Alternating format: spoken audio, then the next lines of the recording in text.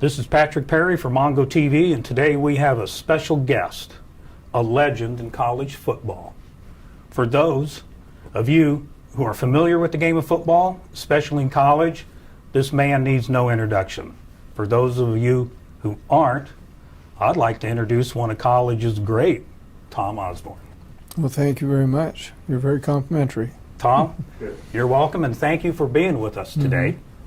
I'd like to start out and ask, aside from coaching the Huskers for 25 years, winning 3 national championships, you served under Bob Devaney, first as an offensive assistant and then later as the offensive coordinator.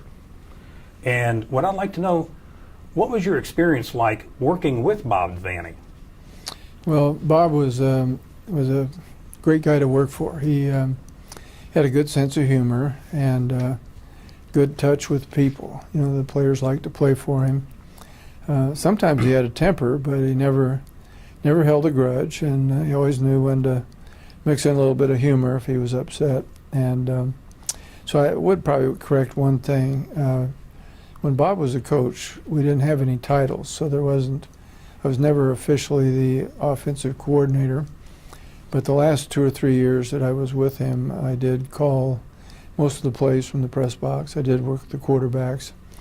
And so I guess in many ways I adopted the role of a coordinator. And we had a guy named Monty Kiffin, who later has become fairly well known as a professional coach, defensive coach, who ran the defense. So he had good people around him, but he himself was a great guy.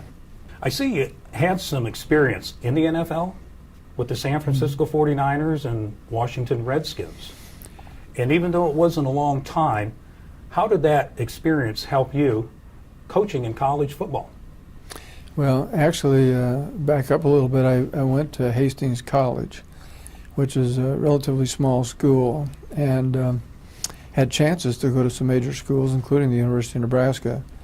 But I wanted to play both football and basketball, and everybody said, well, you got to do one or the other at the major college level. So I went to Hastings and had some success there.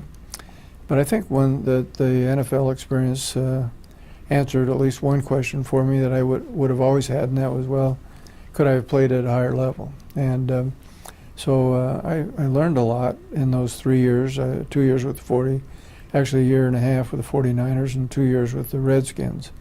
And I felt it was a good experience. I certainly traveled the country, met a lot of great athletes, and at that time there were only 12 NFL teams, and today there's, I think, 33.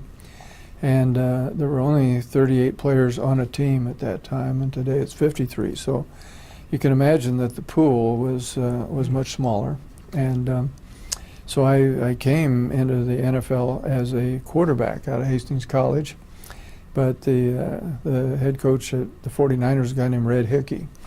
And Red called me in the first day and he said, well, we only got two quarterback spots open, and we have John Brody and we have Y.A. Tittle, and we're only going to keep 2. And if you can beat out one of those guys, we'll go ahead. So I could tell that he was kind of politely telling me I better change spots. So I became a receiver that day, and something I had never done before, but made the transition. And so I hung on for 3 years, and then eventually had a hamstring injury that was bad enough I couldn't play anymore. But that was, in a way, a good thing, because I came back to the University of Nebraska, went to graduate school, and I eventually kind of slid into coaching. I didn't plan to be a coach, but as time went on, I found that the appeal of athletics just never left me, and so I ended up spending most of my life in athletics. It's a good thing you did. Well, I hope so. I think it worked out well for me. It did. I think it worked out for the whole state. Yeah. You were pretty well known, with the I-back. I was wondering, how did you come up with that or get familiar with it, and why was it so successful at Nebraska? Well, when Bob Devaney came here, he ran from a formation, usually an unbalanced line with a full house backfield, which would be a little bit similar to the wishbone today. And Oklahoma had begun to have some success with the I formation, and people kind of caught up with Bob's offense. So he asked me if I would redesign the offense. And the one thing about the I formation, if you had a great back, he can go any place on the field. If you're in a full house backfield and you're the left halfback, that means basically you're limited to going straight ahead or wide to the right. And so there's a lot of places on the field where you really aren't going to be very effective. And so, for instance, if you had a great player like Amon Green or some of the great I-backs we had, we could certainly utilize them more effectively. So we went to the I formation and essentially stayed with it through my whole coaching career. Sure. That was a pretty versatile type of offense, correct?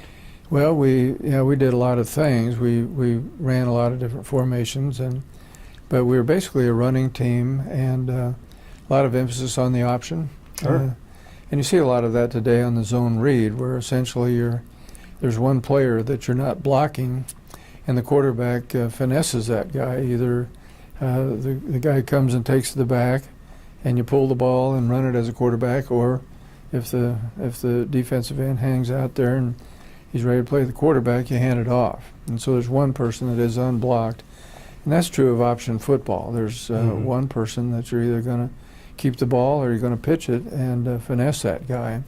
So that gives you a little bit of an advantage in terms of having 10 other players who are able to block their 10 men, and you're not outnumbered. Yeah. Well, you did quite well. You had a record with at least 9 wins a season, 25 bowl appearances, had the I formation option game. What would you credit as the, let's say, the number one reason Nebraska was that successful? Well, I'd say maybe 2 or 3 things. Number one, we had excellent staff continuity. Our coaches seemed to like it here. They stayed around. So the average college coach, that would be an assistant, only stays in one place about 3 years. So that means that if you have 9 assistants, you're replacing 1/3 of your staff every year. And I would say that we probably had one assistant coach leave every 2 or 3 years. So we had tremendous stability and continuity, which was very helpful. We also had a very strong walk-on program. We were the only major college in the state. So we had a lot of players who were fairly gifted, who maybe weren't quite at the level of a true Division I recruit, who would walk on here and develop. And we had a huge number of those players who started for us, and some of them went on to the NFL. Some were All-American players. So that was helpful. And then of course, you got to have talent. And so I think all those things work together, along with the loyalty of the Nebraska fans. You know, we've been sold out here every game for 50 years. And I think that was a big recruiting advantage, just because when players would come here from California or other places around the country and see the loyalty of the fans and the fan base, that was always a big selling point. So we had a lot of things that worked well for us, but we were always battling population and distance, because with a low population base, we had to recruit nationally, and it's always harder to recruit players from both coasts and from Texas and from Florida than it is from people that are close by. Sure. You did a good job with that, though. Well, we got our share. Yeah, you did. Nebraska also frequently, back in the days, would sometimes have the nation's number 1, nation's number 2 defense. Used to have some strong defenses. How did you get that accomplished? Well, again, we had some good players, good athletes. We, toward the end of my coaching career, the last 6, 7, 8 years, we put a lot of emphasis on speed. So we had a lot of guys that were playing linebacker that would, in most systems, would have been defensive backs that could run 10, 500 meters, and that was helpful. And then we had our defensive coordinator for most of that time was a guy named Charlie McBride. Sure. And had defensive coaches that were here a long time. And that was helpful, because sometimes you'd get something thrown at you in a ball game that was a little bit unexpected. You hadn't practiced on it all week. But you could go back and remember, well, this is what we did 3 years ago when we saw this. And so that continuity, that institutional knowledge was always very helpful. Sure. Yeah, Charlie was a good one. He was. Yeah, very good. Mhm. Tom, if you don't mind, tell me just briefly a little about your personal values and how you applied them to coaching. Okay. Well, first of all, I'm a fairly committed Christian person, and I think that has always shaped my value system. So we put a lot of emphasis here on integrity. I think it's easy to say that, but there have been a few books where people have interviewed former players, and one thing that most all of them will mention, that Nebraska didn't promise them anything. They just said, well, you come here, we're going to give you a chance to play. Certainly there were no illegal inducements, but on top of that, there were no promises of playing time. You know, it's so often so easy to tell a player, well, you come here, you'll start as a freshman, or you're not going to have any competition. But they seemed to feel that we leveled with them. Mm-hmm. We told them who we had here, who we were recruiting, and never made it appear to be quicker and easier than it was going to be. And so we lost some players, but I think for the most part we lost those guys that were looking for some kind of a quick fix. Sure. And the right ones tended to come. So I think integrity was important. I think loyalty was important. We expected people to not talk behind each other's backs, and that led to pretty good team chemistry. Sure. And great work ethic. We thought our players outworked a lot of teams that we had to play. And so all of those things I think were important, as well as a positive environment. We tried to never humiliate or denigrate a player, and as much as we could, we tried to be positive with them. Certainly if they made a mistake, you pointed it out, but you didn't try to humiliate him in the process. So those are some of the things I think that were helpful. Oh, I'm sure. And while coaching the Huskers, what do you consider some of your greatest accomplishments? Now, this could be on the field or off. Well, I think the relationships are the things that have stayed with me more than anything. There's hardly a day goes by that I don't hear from a former player, either on the phone or by email, or somebody drops by. And so those relationships will continue over time. You know, the trophies and the rings and the watches, they fade. They get lost, they get thrown away. Right. But relationships are important. And I think generally speaking, our players have a very good feeling about this place, the way they were treated, the experience they had here, and the fact that I believe 95% of the players who finished their eligibility here have gotten their degree. So all those things have worked well. So I guess if there was one thing I'm proud of is how the players were treated, and the fact that they have remained connected and, for the most part, very loyal to the program. Sure, definitely. Let me ask you, also through the years, you've won some prestigious awards. Is there any one in particular that stands out the most, that maybe meant the most to you? Well, not particularly. I think, I remember Bob Devaney was named Coach of the Year, and this was after I think 1971, we beat Alabama in the Orange Bowl, won the national championship.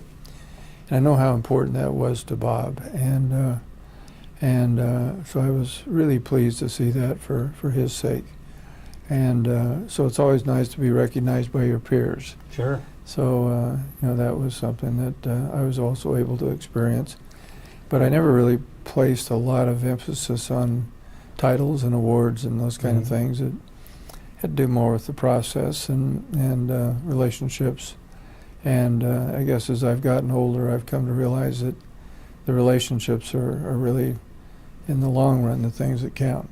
Sure. Yeah, I agree with you. I think the intangibles are really the most important. Next thing I want to ask is still somewhat along those lines, and we'll move on to a few other questions, is in your opinion, you worked with a lot of young guys, you coached them on the field, this pertained to football and strategies, but you also dealt with some of these guys at different levels, had to be somewhat of a mentor and so forth to a lot of the guys. What would you say makes a person, an athlete, a college athlete, what makes them successful on the field and off? Well, first of all, they have to be pretty disciplined because there are a lot of time constraints. You're going to spend about 20 hours a week either lifting weights or practicing, and then you're going to be going to school, which is almost a full-time job, probably 40 hours a week in your schoolwork, and as a result, there isn't a lot of spare time. So whereas many students can spend 3, 4, 5 hours a day watching television or doing something that would be extracurricular, a college athlete can't do that.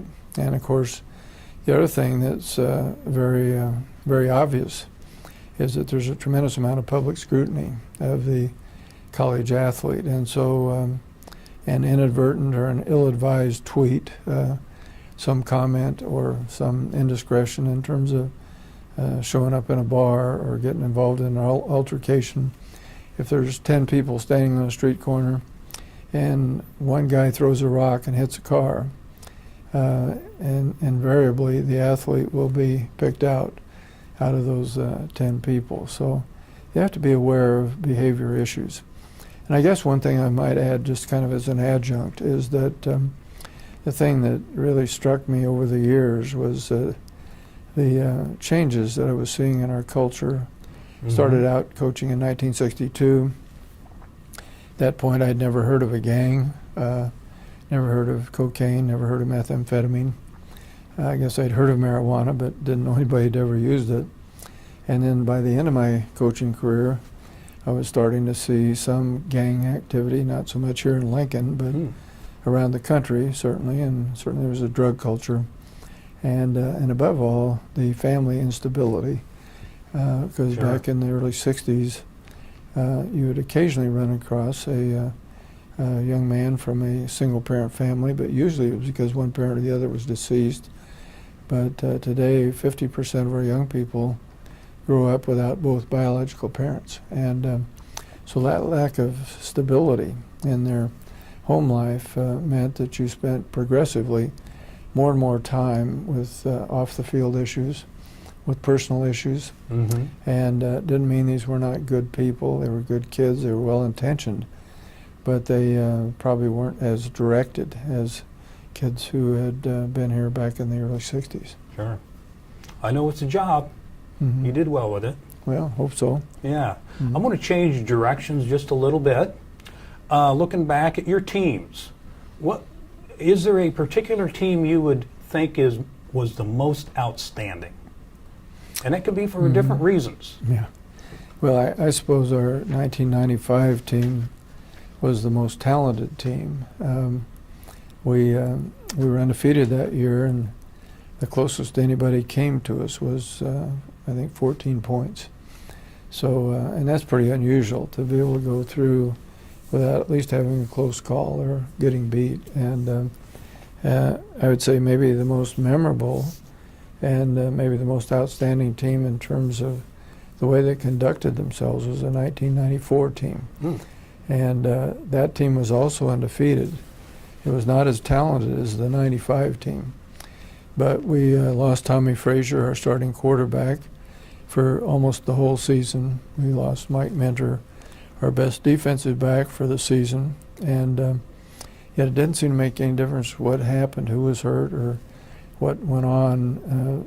They seemed to have such tremendous resolve, so much team chemistry, mutual caring about each other, that if one segment of the team was weakened, the other segment picked it up. And so probably from a team aspect and a team chemistry aspect, that was probably the most memorable team. With Nebraska moving into the Big Ten now, Mm-hmm. how do you think they'll perform in the long run? Well, I think we'll do very well. The one thing that is better, compared to the Big 12, in the Big 12 we had a North-South league. So a lot of our sports, not so much football, but golf, tennis, baseball, softball, the southern schools had quite an advantage in terms of weather. And Obviously, if you're somebody who has aspirations beyond college and you play one of those sports, you're apt to, it's much easier to recruit if you're from Texas or Baylor or A&M or even Oklahoma than a school like Nebraska where you're going to get a fair amount of snowfall.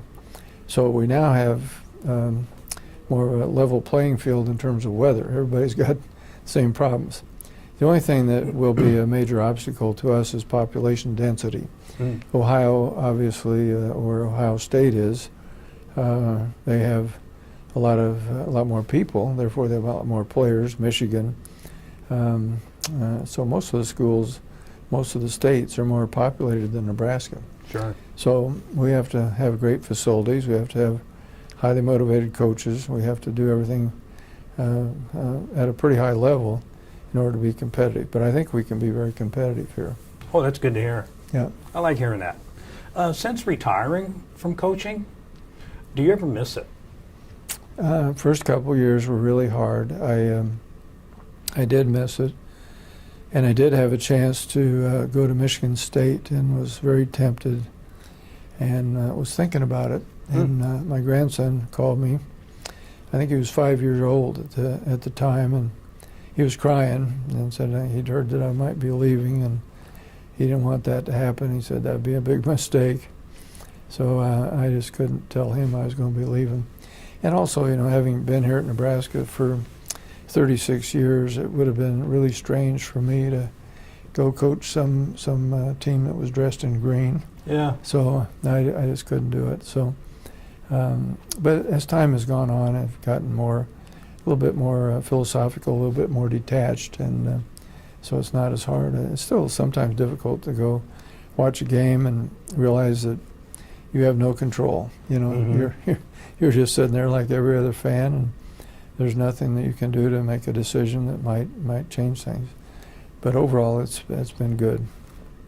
And actually, you answered the second part of my question. Okay. I was going to ask you how you feel during game day, but it sounds like you touched on part of that already. Well, yeah, I'm probably a little different than most fans.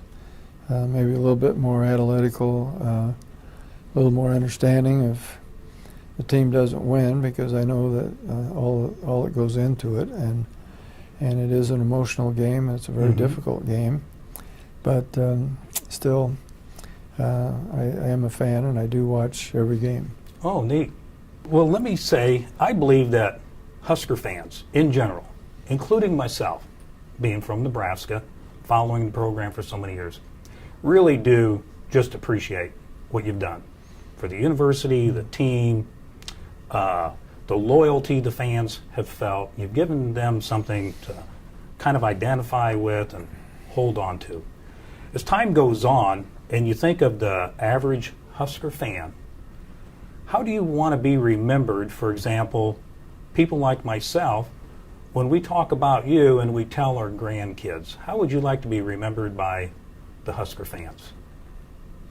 Well, I guess I would hope that they would feel that I did the best I could for the school, athletic department, and the state.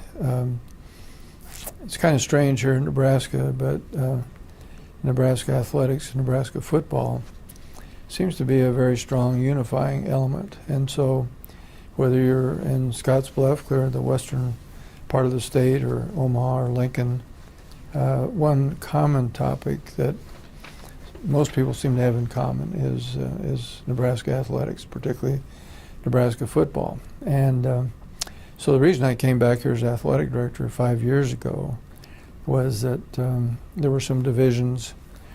Things probably weren't as good as they could have been, and I thought, well, if I could help restore a certain sense of unity, that would be a good thing, be good for the state. Sure. And so Nebraska is unique in that we have only the one major university in the state, whereas most places have at least two or three.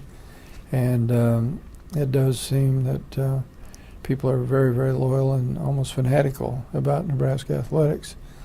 And sometimes that's a little uncomfortable because there's a lot of scrutiny and a lot of heat. But on the other hand, it certainly beats apathy. and we don't have that here. And those 50 years of sellouts is a pretty much of a testimony to the fact that we have tremendously dedicated fans. So we have great fans. They're knowledgeable. They treat opponents with respect. And so I've been very proud of our fan base over the years and the way they've reacted. Lastly, is there anything you'd like to add today? No, not really. It's been nice to have a chance to visit with you. Likewise. And I'm glad to find that there's a Nebraska fan down in Kansas City. Actually, I hear there's quite a few. Well, there are quite a few. That's Yeah. right. Yeah. Yeah. Well, Tom, I do want to thank you for taking the time to be with us today. And like I said, Husker fans definitely appreciate everything you've done. And with your retirement coming up, we want to wish you a very fulfilled retirement. And hopefully your better days of fishing are still ahead. Well, I have a little bit more time, and I do have a lot of plans. Oh, that's great. Well, thank you. Tom, thank you so much. You bet. Nice to see you. Thank you.